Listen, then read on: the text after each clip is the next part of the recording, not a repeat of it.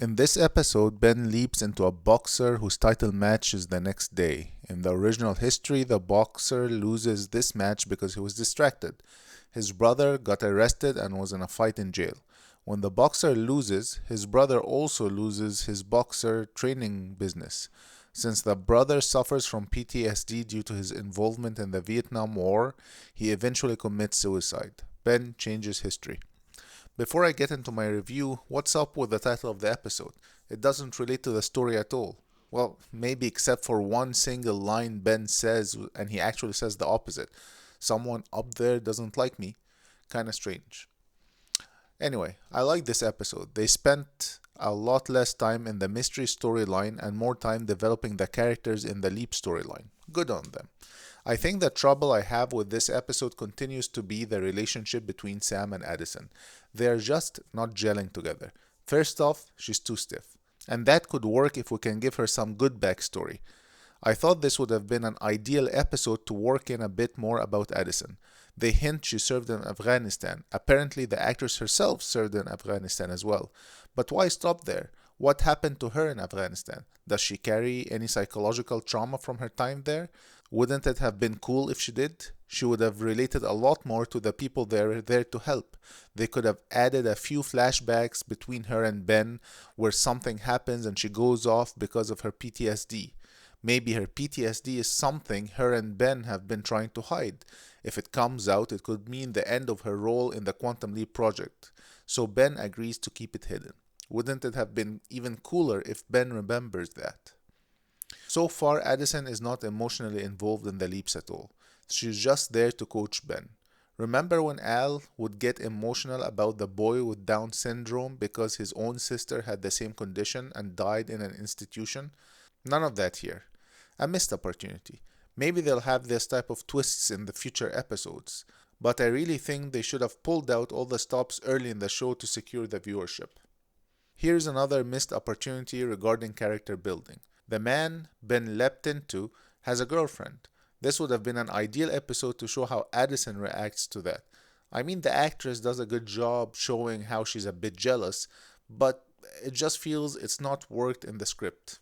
Why? I actually like the Janice Calavici storyline. However, why is she so serious all the time? She was obviously pretty close to her dad, and her dad was one funny guy. He didn't react too seriously to every little thing which happened to him. Why does she not take up after him? It would have been a good homage to Dean Stockwell. She could have used some of his catchphrases, example, ain't it a kick in the butt? But instead of making Janice light-hearted and has a sense of humor, they make her way too serious. The same problem exists with Addison. She has no sense of humor. She's always stressed out. All her dialogue is either expressing how much she misses Ben or just helping Ben in his leap. That's not good character development. The show opts for the fast-paced short scenes. I really don't understand why. It could benefit from slowing the pace a tad when it comes to building up the relationships.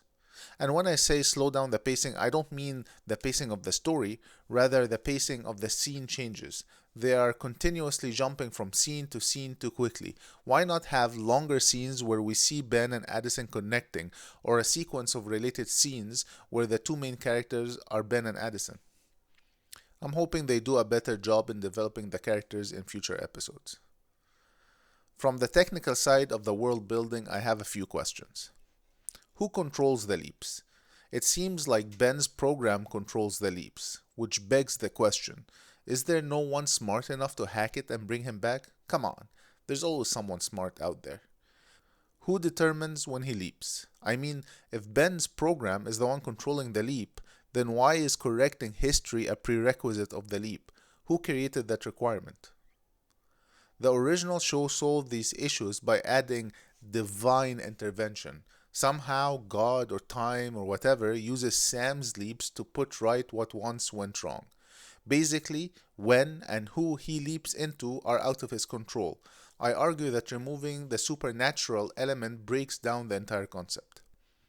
Also, in the end of the original show, we learn how Sam actually controls his own leaps, in the sense that he can leap home at any time. However, he subconsciously chooses not to, so he can keep helping people.